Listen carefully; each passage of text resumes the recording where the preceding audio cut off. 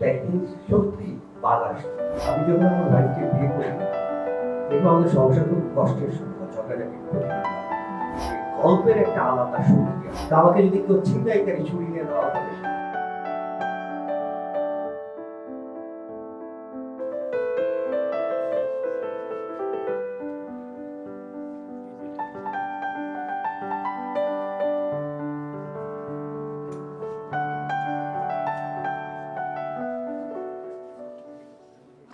আসিফ ইমতাজ রবি এমন একটি নাম, যে নামটি শুনলে আমরা যেটা বুঝতে পারি যে তার আচার আচরণে, তার চলাফেরায়, তার কথায়, তার লেখনীতে সবসময় জীবনবোধ থাকে। সেই জীবনবোধের সঙ্গে রসবোধ থাকে, কারণ মানুষটি অসম্ভব সেন্স অফ হিউমার সম্পন্ন, এবং তিনি যখন বলেন, যখন লেখেন, যখন তাকান, যখন কারোর সঙ্গে কোনো অভিব্যক্তি প্রকাশ করেন, সেই সময় আমরা মনে হয় যে খুব আনন্দে থাকি, এবং মানুষটি সবাইকে আনন্দ দিতে ভালোবাসেন, নিজেও আনন্দে থাকতে ভালোবাসেন। এবং সেই মানুষটি মুহূর্তে আমার পাশে বসে আছেন, এবং থাকেন তো সুদূর বিদেশে, কিন্তু তিনি এসেছেন দেশে, এবং এই সময় তিনি চেয়েছেন যে তার যারা ভক্তগুলো আছেন আমার মতো, তাদেরকে নিয়ে একসঙ্গে সুন্দরভাবে আড্ডা দেবার, এবং সেই প্রয়াস থেকে কিন্তু আজকে আমরা করতে পেরেছি। তবে ধন্যবাদ দিতে হবে এই মুহূর্তে রকমারি.কমকে অবশ্যই, এবং সেই সঙ্গে আদর্শ প্রকাশনকে, যে আদর্শ প্রকাশনের মধ্য দিয়ে তার গল্পগুলো, তার চিন্তা ভাবনাগুলোকে মনকে আবদ্ধ করে তারা আমাদের কাছে প্রকাশ করে থাকেন, এবং আমরা সেটা পেয়ে থাকি। আর সম্প্রতি আমরা জানি যে বইয়ের সঙ্গে তিনি নজরুলরূপী দিচ্ছিলেন, আর অনেক কিছু দিচ্ছিলেন, সেই গল্পেও আমরা যাব। এবং আরো আমি দেখছি যে ফেসবুকে, তিনি তো ফেসবুকে অনেক বেশি জনপ্রিয়, এবং তার একটি বইও আছে, আমার আছে ফেসবুক না। এবং সেই ফেসবুকে আমরা দেখেছি তিনি উদম গায়ে লুঙ্গি পরে খুব খুব খুব ঘোরাফেরা করছেন। তো সব কারণ আজকে আমি জানবো, এবং এখানে শুধুমাত্র আমি যে কারণ জানবো এমনটি নয়। যারা এই মুহূর্তে আমাদেরকে দেখছেন লাইভে, তারা কিন্তু কমেন্ট করতে পারেন। আমি ফোন হাতে নিয়ে বসেছি, অবশ্যই কমেন্ট করবো। এবং যারা সামনে আছেন, আমাদের প্ল্যানিং ছিল যে আমরা 20 জনের বেশি একদম বলবো না, কিন্তু কিভাবে যেন সেটা প্রায় 50-এর কাছাকাছি হয়ে গেছে। এবং এখানে আছেন দুজন খুব আলোচক, মানে তার আলোচক দুটোই বলতে পারি, তারাও কিন্তু প্রশ্ন করতেন। তাকে জেনে নেই যে তিনি আছি লুঙ্গি করে একদম ভদ্র বেশি এখানে এসেছেন। সেই আসিফ ভাই, কি খবর আসলে আমাদের রবিজি, কেমন আছেন? আমি ভালো আছি। তবে আমি একটু সবাইকে একটু স্বাস্থ্যবিধি মেনে চলার কথা বলবো। দেখা গেছে যে তাদেরই করোনা বেশি হচ্ছে যারা কথা বললে লোকে হাসে। কারণ আমি যারা কিছু কিছু লোক আছে যাদের কথা শুনে আমাদের কান্না পায়, তাদের কাছ থেকে করোনা ছড়ায় না। যাদের কথা শুনে হাসি পায়, লোকজন ভো করে হাসে, তখন অনেকগুলো ড্রপ টেক পাশে চলে আসে, ফলে করে করোনা ছড়ায় বেশি। তারপর আছে আবার করোনা হবার একটা সম্ভাবনা আছে, যেটা আমি তার পাশে বসেছি। তাই আমি বলবো আপনাদের হাসি পাইলে আপনারা হাসিটা চেপে রেখে আপনারা দিন, তাহলে সুবিধা হবে। হাসার সময় মাস্কটা পরে কম হচ্ছে। একটু পরে আমরা দেখাবো ভাই যে সবাই কিন্তু মাস্ক পরে আছে, শুধু আমরাই চারজন ছাড়া। বাট আমরা কিন্তু দূরত্ব মেইনটেইন করে বসেছি, এবং বেশ দূরে দূরে থেকেই কথা বলছি, যেন সেই সমস্যাটা না হয়। এবং একটা ডিসইনফেক্টেড ফ্যান এখানে আছে, রকমারি বিজ্ঞান বাক্সের একটা আবিষ্কার। এই ফ্যান চলার সময় আমাদের করোনা জীবাণুগুলো অন্য কোথাও চলে যায়। রকমারি অনেক ধন্যবাদ। আমি কনফিউজ হয়ে যাই আসলে তিনি কখন সত্য বলেন এবং কখন মিথ্যা বলেন, নাকি বানিয়ে বানিয়ে যে গল্প বলেন। গল্প কি আসলে বানিয়ে বলেন নাকি বানিয়ে বলেন না? এই কি করে এটা বিজ্ঞান বাক্সের একটা ব্যাপার আছে, এখানে রকমারি শুরুতে মাথা লাগছে। আমাদের আজকে তো বই আড্ডা, সেই সঙ্গে আমরা গল্প নিয়ে কথা বলবো, গল্পের প্রয়োজনীয়তা জীবনে কেন। এই যে আসিফ ইমতাজ রবি, তার গল্প বলার যে ধরন, এবং আপনি কি মানে লেখার জন্য গল্প বলেন, নাকি গল্প বলতে বলতে লেখক হয়ে ওঠে, কোনটি? আমার অবস্থা হচ্ছে ওই রাখাল বালকের মতো, যার কোনো কাজ ছিল না, আমার আসলে কোনো কাজ নেই, ভালো লাগে না, নর্মাল থাকতে আমার ভালো লাগে। রাখাল বালক ছিল না, গ্রামে এসে বলতো বাজাইছে, সবাই গিয়ে দিত বাজায়। এতদিন পর্যন্ত সে গল্প কাটছিল, দেখেন সত্যি বাজ আসতো, সেদিন আর সে গল্প কাটে, আইসা ব্রেকিং নিউজ দিল, বাজ আসছে, কেউ আর তার কথা শুনলো না, এবং সে বাজের আমি ছোটবেলায় যখন এটা শুনি, তখন আমার মনে হয়েছে যে আমার রাখাল মিথ্যাবাদী রাখাল বাবার পথ আমি গল্প বলতে পছন্দ করি। আগে আমি শুধু জাস্ট মানে আমি নিজেকে এক্সপ্রেস করতে গেলে আমার গল্প চলে আসতো। আমি খুব যে হুমায়ুন আহমেদের একটা ক্যারেক্টার ছিল না, যে আমি এসে দোকান কেরোসিনের কত বউ করে ধরে কেরাসিন নাই, আমি বললাম কেন কেরাসিন নাই, সেদিন নাম আমার ছিল ওই অভ্যাস যে কোনো কোনো কেউ জিজ্ঞেস করে তোমার নাম কি, আসলে আমার জন্ম হয়েছিল রবিবার, তখন আমার বাবা ঠিক করলেন। আমার ওই বাজে অভ্যাসটা ছিল, লেখালেখিটা মনে পড়ে আছে। আমি এই ধরনের গল্প পছন্দ করি। আপনার এখানে নিয়েও ওরকম একটা গল্প আছে যে এক মেয়ের প্রেমে পড়ে আপনি মানে গল্প লিখলেন এবং গল্প উপন্যাস লিখলেন জলসিঁড়ি। ওটা কি সত্য নাকি এরকম গল্প বলতে গিয়ে আসলে গল্পের প্রয়োজন এরকম একটা গল্প বলা? তখন হচ্ছে রামকৃষ্ণ মিশনে একটা টিফিন আওয়ার ছিল, টিফিন আওয়ারে একটা শিক্ষক, তো যারা বড়দিকে ছেলে ছিল তারা ওই বাসা থেকে টিফিন বাক্স নিয়ে আসতো, আমাদের যে গরিবের ছেলে তারা 2 ঘন্টা 1 ঘন্টা ব্রেকে বাসায় গিয়ে ভাত খেয়ে আবার আসতো। তো তখন যেহেতু রেজাল্ট ভালো হতো টিচাররা জিজ্ঞেস করতো আছে কি দিয়ে তা আমি আর আমার ছোট ভাই দুজন স্কুলে গিয়ে পৌঁছানো। তখন ওই দিন আমরা ভাত খাইতে জাস্ট ডাল, তার হচ্ছে বাবা সরকারি চাকরি করতেন, মাসের শেষে তা আমি আমার ছোট ভাই জিজ্ঞেস হঠাৎ করে আমার আসতে সারাতে জিজ্ঞেস করে, সারা যদি জিজ্ঞেস করে তুই কি বলবি? ছোট ভাই বলবো তা আমাদেরকে গরিব তুই বলবি আমরা খাইছি গরুর মাংস, কই মাছ, রুই মাছ, পোলাও, খিচুড়ি ছিল এটা। আমি যত খাবারের গল্প বলতেছি পালায় পুরো আমার আমি দেখি আমার মুখেও নানা পড়তেছে, আমার ছোট ভাইয়ের মুখেও নানা এবং সত্যিকারে পোলাও মাংস খাওয়ার যে আনন্দ, পোলাও মাংস তো নাই, শুধু গল্প বলে আমি সেই স্বাদটা পাচ্ছি, আমার ছোট ভাইও সেই স্বাদটা পাচ্ছে। আচ্ছা, এটা ছিল আমার জীবনের প্রথম গল্প। আসলে এই গল্প নাকি আজকে বলার প্রয়োজন? না না না, এটা আমি অনেকবার লিখছি এবং আমি আমার সমস্ত জায়গায় এটা রেকর্ড আছে, যেটা আমাকে ভীষণ কথা না। আমি কেন ছোট ভাইকে শিখাই দিচ্ছিলাম, কারণ আমার ছোট ভাই আমার 1 ক্লাস জুনিয়র। তা আমি বললাম পোলাও মাংস খাইছি, আমার ছোট ভাই বললো যে ডাল ভাত খাইছি, মিলল। এই জন্য আমি তাকে ব্রিফ করতেছি এইভাবে বলছি, বলছি যে আমাদের খিচুড়ি ছিল আমরা এটা খাইলে টক হয়ে গেছে, এইসব শিখাই দিচ্ছি। তখন আমি নিজে এবং এখন পর্যন্ত আমি এই বোধে এখনো আচ্ছন্ন যে গল্পের একটা আলাদা শক্তি আছে, একটা আলাদা আনন্দ আছে। এই হচ্ছে গল্পের। রবি ভাই মূলত আমরা চিনেছি রেডিও শো দ্বারা 2013 সালে তিনি একটা শো শুরু করেছেন। তো সেটা মোটামুটি মানে বাংলাদেশের লাখখানেক শ্রোতা শুনতেন। তা আমার কাছে রবীন্দ্রের কাছে আমার একটা প্রশ্ন, রেডিওতে সেই গল্প বলাটা বেশি উপভোগ করতেন নাকি হচ্ছে এখন বই লিখে বইয়ের পাঠকদের কাছে গল্প বলাটা আপনার বেশি? হুমায়ুন ফরিদকে জিজ্ঞাসা করা হচ্ছিল আপনি কি টিভি নাটক উপভোগ করেন না মঞ্চ নাটক? এবং যত নাট্যশিল্পী আছেন তারা সবাই বলেছেন তারা টিভি নাটকের চাইতে বা চলচ্চিত্রের চাইতে মঞ্চ নাটক উপভোগ করেন বেশি। কেন উপভোগ করে? আমি যে আপনাদের সামনে কথা বলছি, আমি আপনাদের সবার চোখ দেখি, আপনাদের নিঃশ্বাস আমার গায়ে আসছে, আপনাদের আবেগ আমাকে ছুঁয়ে যাচ্ছে। আপনারা যদি ঝিমায় পড়েন দেখবেন আমিও কিছু ব্যাপার ঝিমায় পড়ছি। এই যে আনন্দ, এই আনন্দের কোনো তুলনা। আমি সবচেয়ে ভালোবাসি তোমার।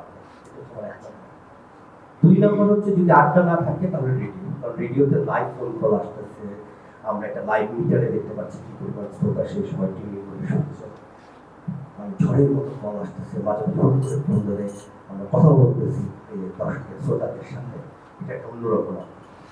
ফেসবুকেও তাই, ফেসবুকে লিখে একটা আত্মনিক প্রতিক্রিয়া পাওয়া যাচ্ছে, লাইক দিচ্ছে, গালি দিচ্ছে, ছাগল দিচ্ছে, আমি উত্তর দিতেছি, মানে একটা খুব এনগেজিং একটা ব্যাপার। সেই তুলনায় বইটা কি বলবো, আমি বই লিখলাম, বইটা বের হতো, বইটা মানুষ কিনলো, কিনে সেই ক্রিয়েটার দিয়ে তার থাকের ফাইল লিখে রাখলো ব্যালেন্স করার জন্য, নাকি পড়লো, পড়ে কাঁদলো, হাসলো, বিরক্তিতে জানালা ফেলে দিল, এটা জানার কোনো উপায় থাকে। অনেক অনেক বড়, তারপর তো আপনি লিখছেন এবং নিয়মিত রবীন্দ্রনাথ কখনো দেখি যে আপনি সেই আমাদের স্বপ্নের রবীন্দ্রনাথকে আপনি সত্যি বাস্তবে নিয়ে আসছেন ফেসবুকে, তার আগমন ঘটে, আবার কখনো নতুন হয়ে চলে যান। তো এই যে একটা ভ্যারিয়েশন থাকে সবসময়, আবার ব্যক্তি জীবনে আপনি যে আমরা কনফিউজ হই, আমরা যারা সাধারণ দর্শক বলি বা শ্রোতা বলি বা পাঠক বলি আপনারা, কিন্তু ঘরে যে মানুষটি দীর্ঘদিন ধরে আপনার সঙ্গে বসবাস করছে সেই মানুষটিও কি ব্যক্তি জীবনে আপনাকে নিয়ে কনফিউজ? আমি যখন আমার ওয়াইফকে বিয়ে করি, এরপর আমাদের সংসার খুব কষ্টের শুরু হয়, ঝগড়াঝাটি প্রতিদিন লাগে, দিনে 4-5 টিউশন দিতাম, আমরা আলাদা হয়ে আসলে এটা না, এটা গল্প না, এটা নিয়ে আমার একটা গল্প আছে। আজকে ওই বইটা সবাই বোধহয় ফ্রি পাবে, খবরের দাম একটাই গেছে, বইটা সবাইকে ফ্রি দেওয়া হবে, গল্প ছিল। তো তখন আমার বউ ছিল হচ্ছে প্রতিবন্ধীদের শিক্ষক। তো একদিন ও বললো যে ও একটা স্কুলে ওখানে প্রতিবন্ধী শিক্ষার্থীরা থাকতেন, স্পেশাল চাইল্ডরা থাকতো,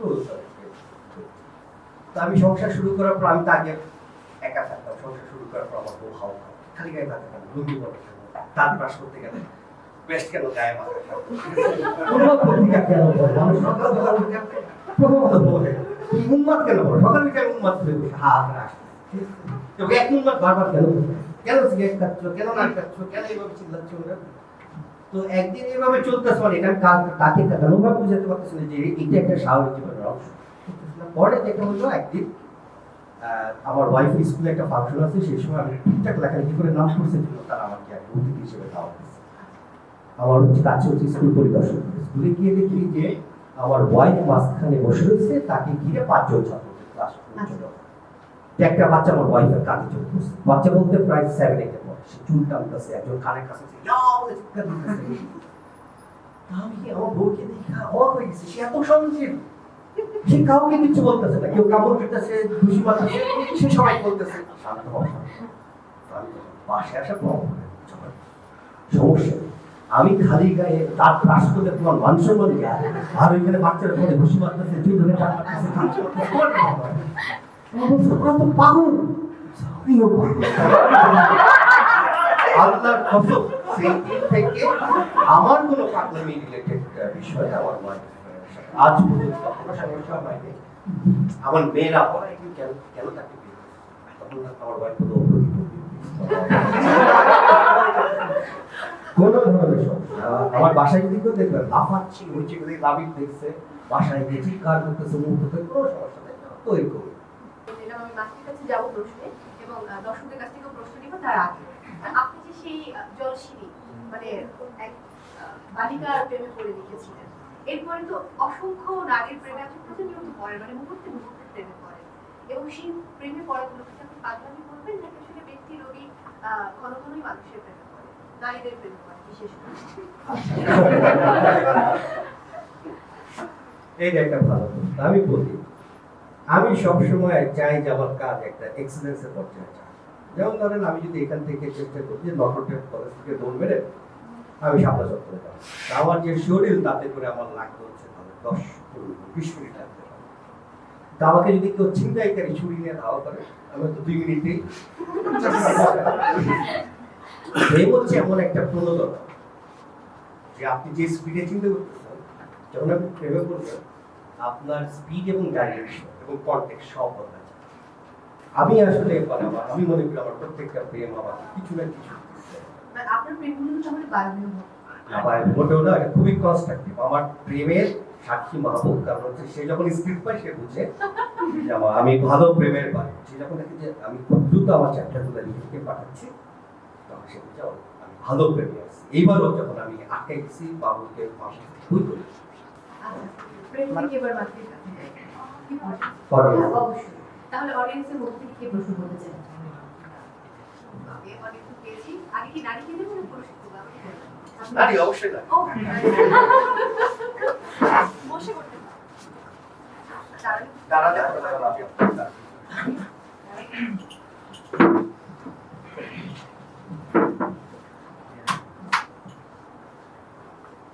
আপনি বলেছেন যে বহুবার প্রেম করেছেন, যে বহুবার প্রেম করেছেন, এতে কি বিবাহের সাথে কোনো সমস্যা হয়নি? না, সমস্যা এই কারণে হয় নাই, সেটা হচ্ছে বললাম না আসলে যে আমি এক ধরনের যেহেতু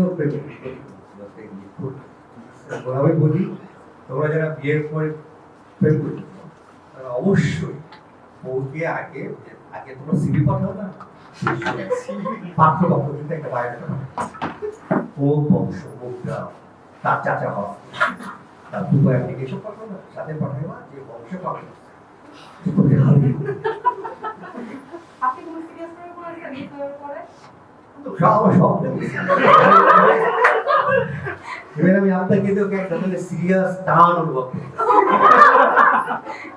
আরেকটা প্রশ্ন করতে পারি, আপনি মানিকগঞ্জের কোন থানাতে বাড়ি? মানিকগঞ্জ ডিস্ট্রিক্টে শহরে? মানিকগঞ্জে হচ্ছে আমি শহর। পরে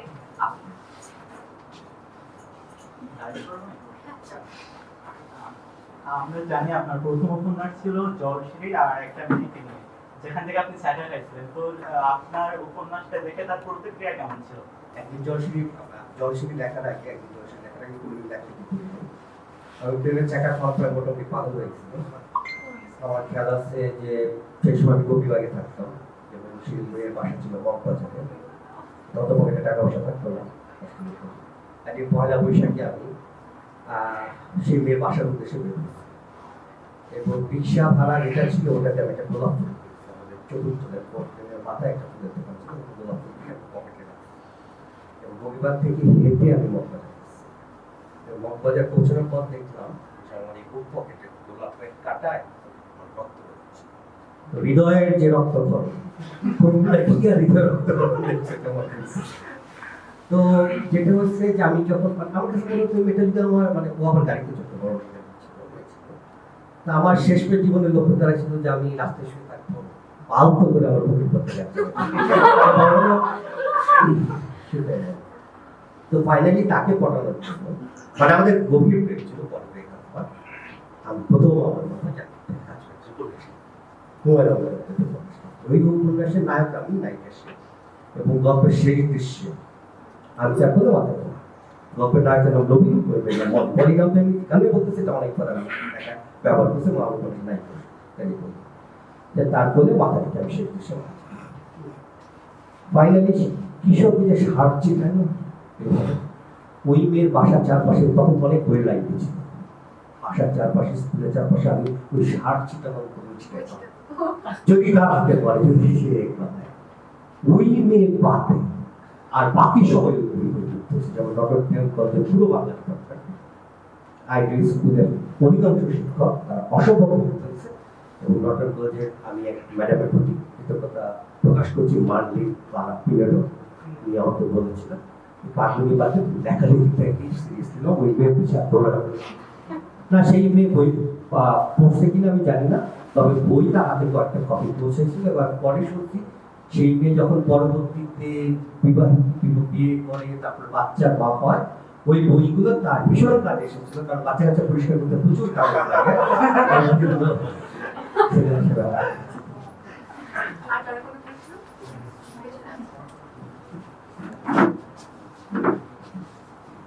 ভাই আপনাকে যদি তিনটা মানে আলাদিনের চেরাগ দেওয়া হয়, যদি সে বলে তিনটা ইচ্ছের কথা বল, তাহলে আপনি কি তিনটা ইচ্ছের কথা বলবেন? এইটা একটা ভালো প্রশ্ন। আমি প্রথমত চাপ আমি একটু এই প্রশ্নের উত্তরটা আমি একটু সিরিয়াসলি দেই।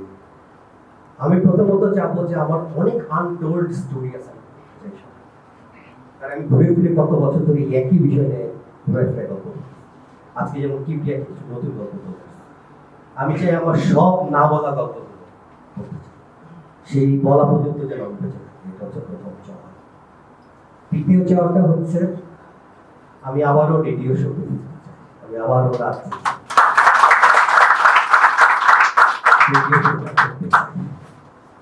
আর তৃতীয় চাওয়া হচ্ছে যে আমার বাদিকে তিনি বসে আছেন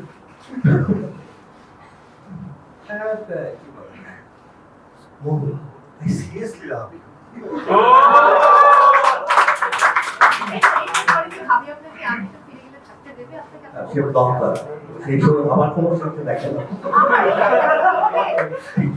আমি যখন গিয়ে আসি, আমি যখন আমেরিকা থেকে আসি, দুবাই যখন নামছি, আমি ফেসবুক খুলে দেখি মৌসুমী মুখ জয়নিকা চৌধুরী দিচ্ছে, তার একটা বিয়ে চলছে।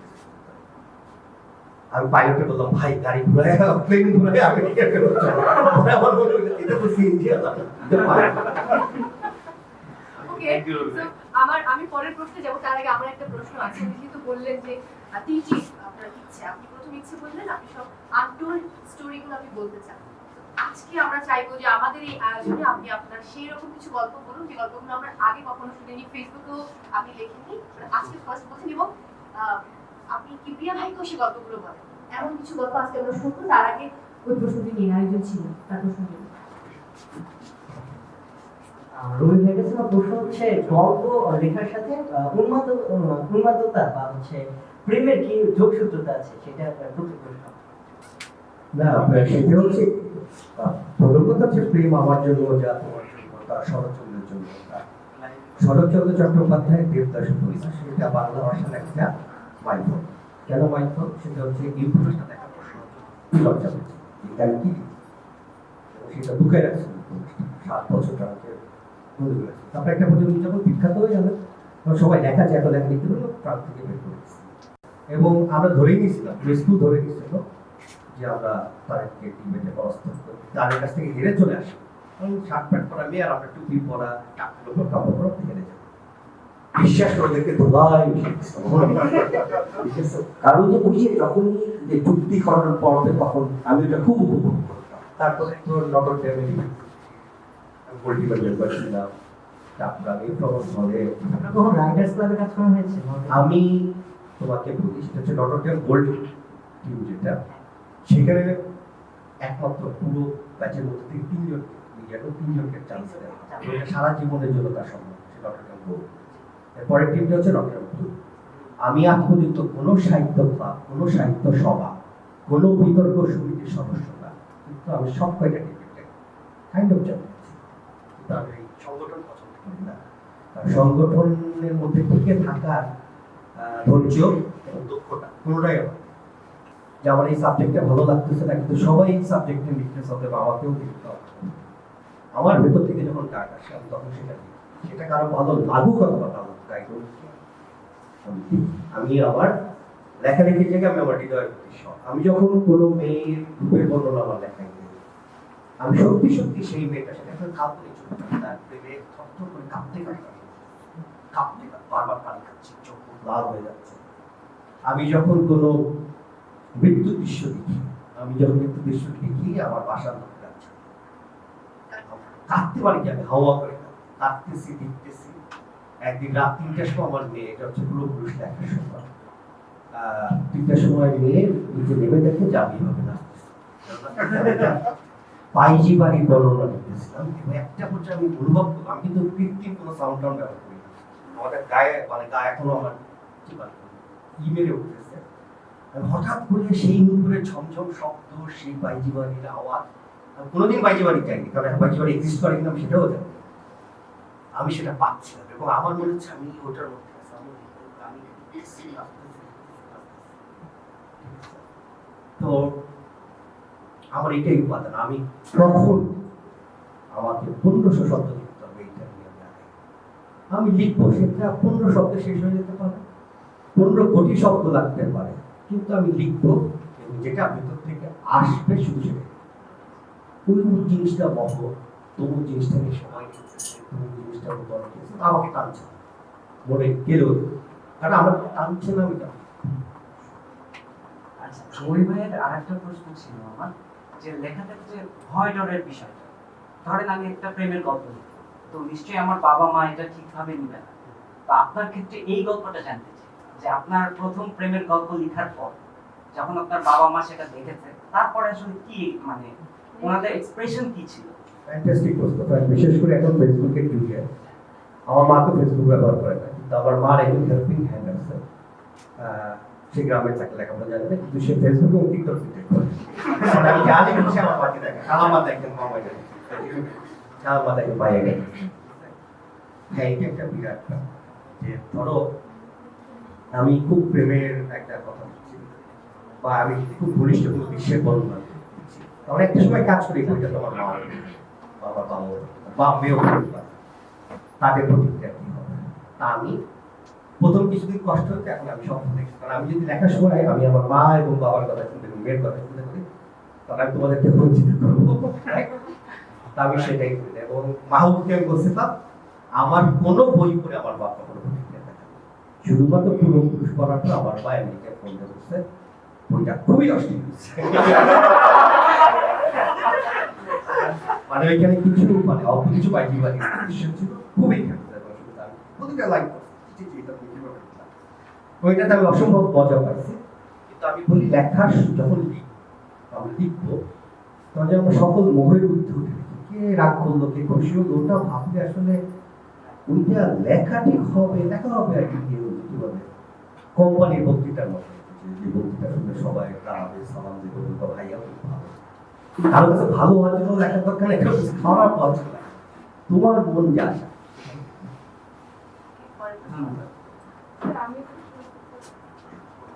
আপনার কাছে আসছি, আমি just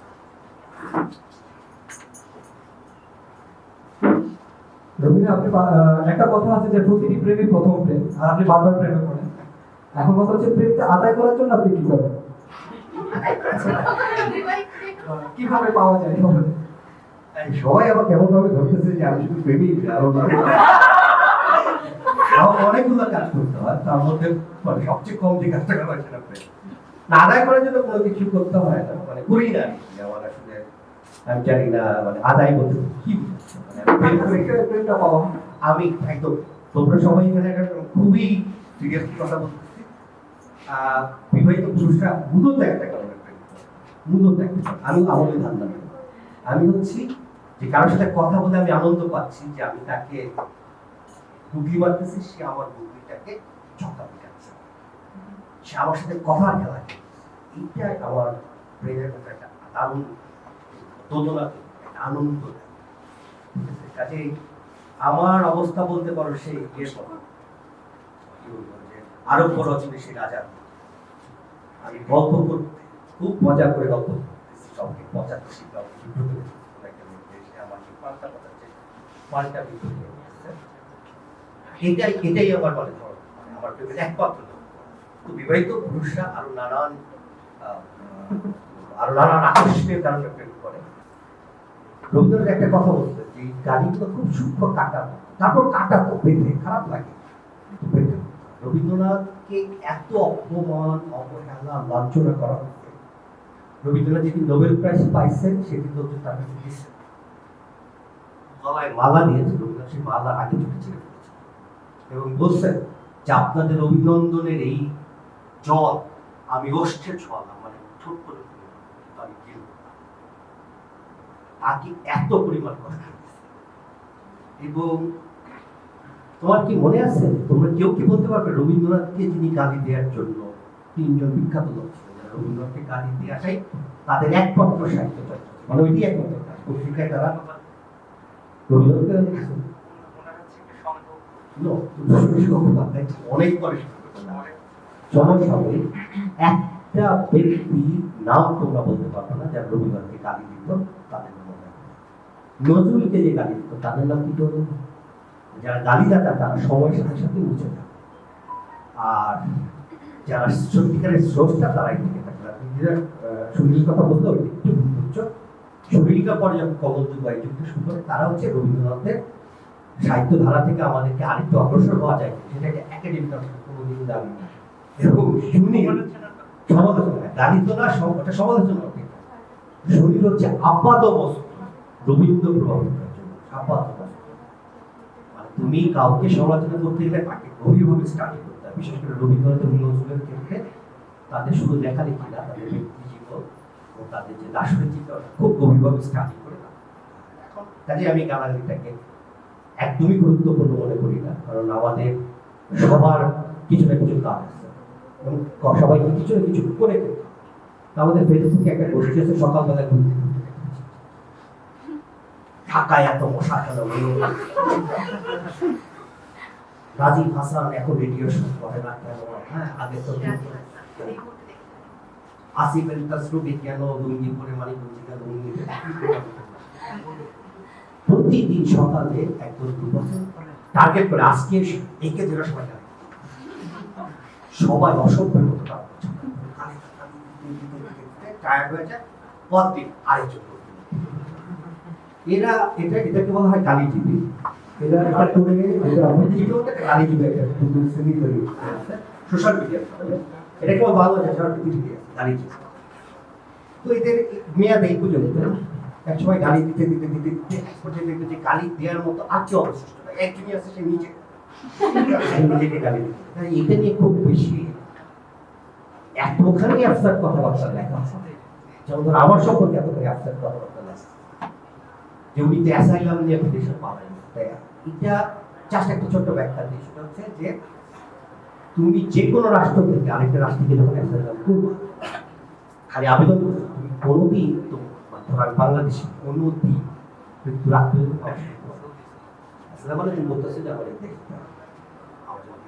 কোনোভাবে কখনোই, তো কিন্তু সবাইকে তো আসলামবাদী বানাই আবার কি বলতেছে পালাই গেছে, মানে আমেরিকায় পালায় যাওয়া যেন আমি আর কি বাসাবোধ থেকে পালায় সরাই, মানে একেবারে আমেরিকায় পালায় যেতে গেলে অনেক কিছু প্রসিডিউর করতো না, আমাকে পাসপোর্ট করতে হচ্ছে।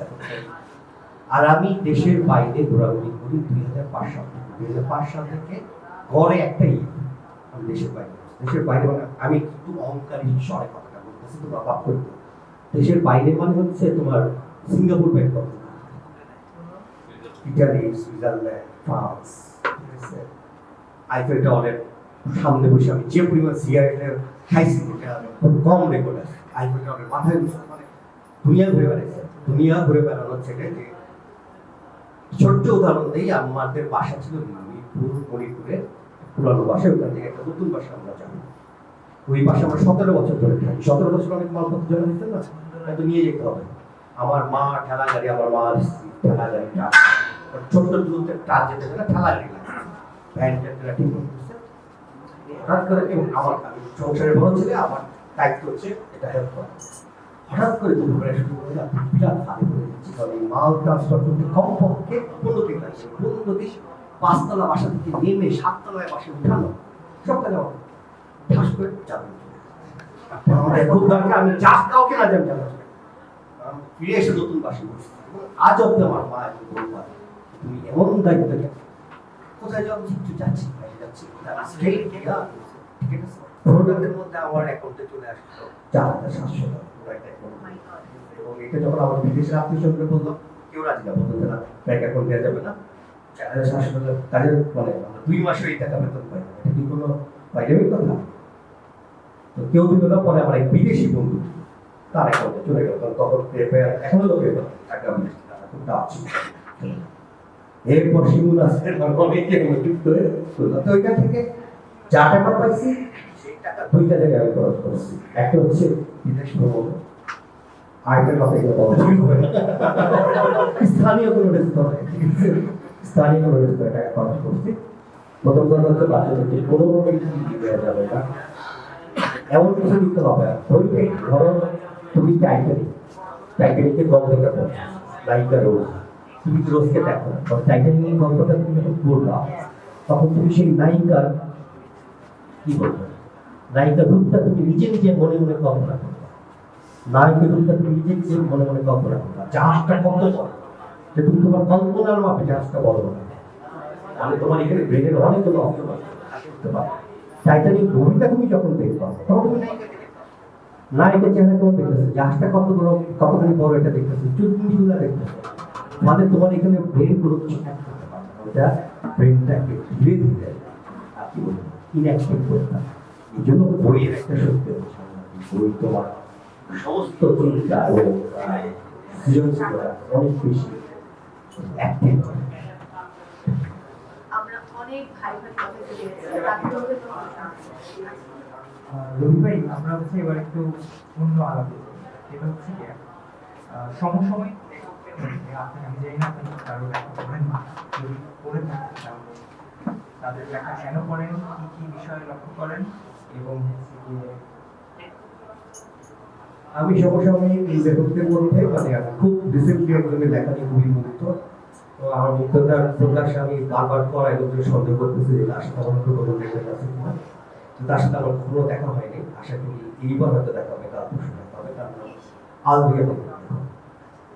আলবি আহমেদের আমি গল্প প্রথম করি ফেসবুকে, তারপর শুনলাম যে ওনার কিছু অনুবাদের বই আছে, মানে প্রথমবার কত উপন্যাস হয়েছে ওটা আমি হাতে পাইনি, কিন্তু 4-5টা গল্প করেছি বিভিন্ন অনলাইন মিডিয়ার মাধ্যমে প্রকাশ হয়েছে।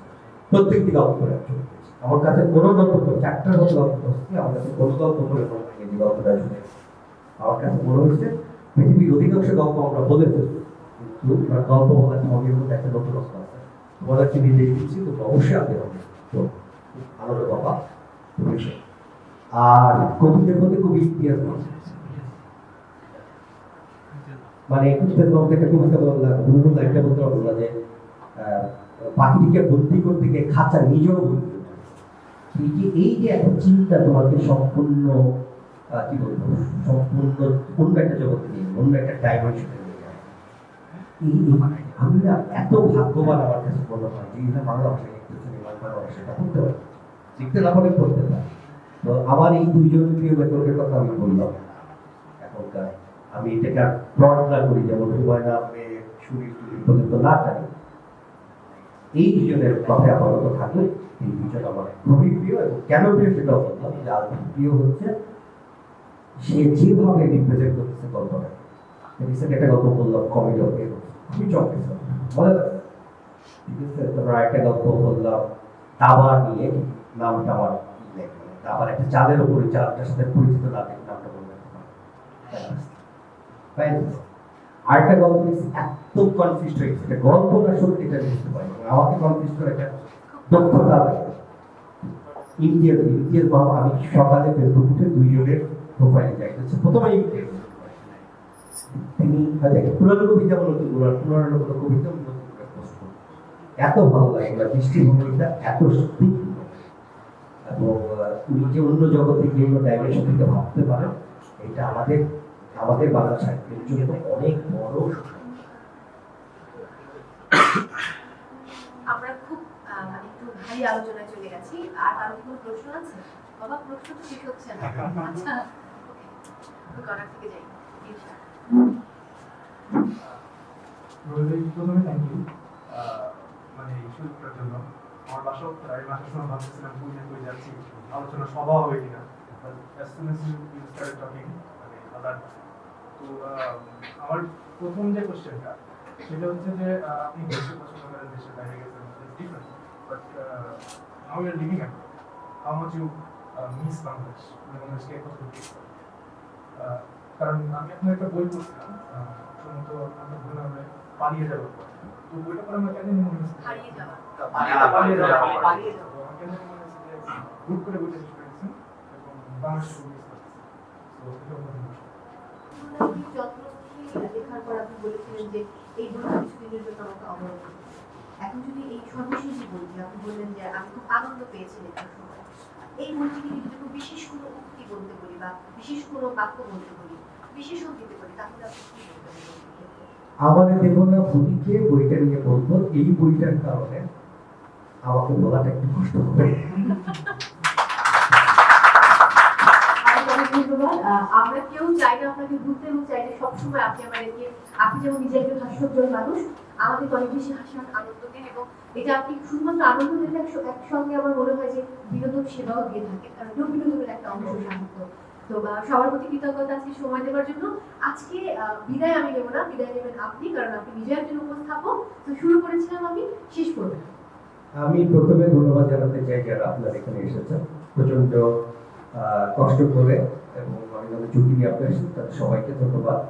আমি ধন্যবাদ রকমারিকে জানাতে চাই, তারা একটা অনেক সময় আয়োজন করার সুযোগ দিয়েছেন, অনেক সময় নিয়েছে, তাদের ধন্যবাদ।